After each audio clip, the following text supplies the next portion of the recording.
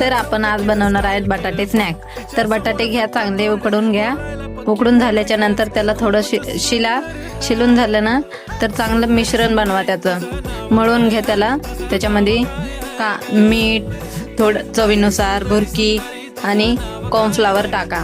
Cornflower टाकून त्याला चांगलं मिक्स करून घ्या। त्याला मळून घ्या आणि उंडा चुरा त्याचा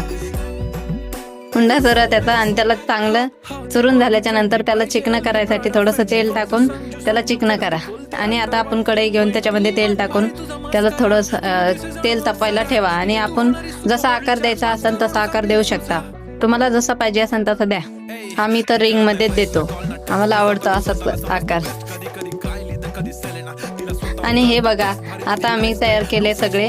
आता त्याच्या तेलामध्ये सोडून देतो आम्ही आणि फ्राय करतो आणि लाल होईपर्यंत त्याला तळू देतो। आणि फ्राय झाल्याच्या